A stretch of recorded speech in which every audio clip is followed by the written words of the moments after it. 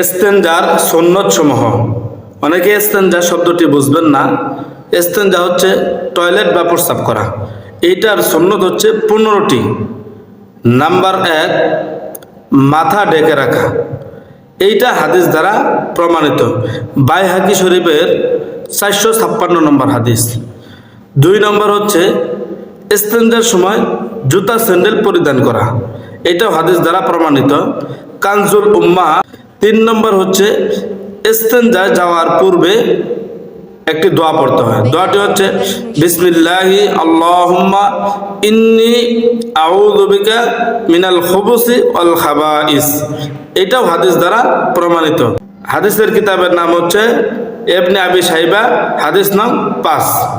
তো আমরা সবসময় ইস্তেনজায় যাওয়ার দোয়াগুলা পড়তে থাকবো এবং এর পরবর্তীতে ভিডিওতে 4, 5, 6 আপনারা পাবেন ইনশাআল্লাহ।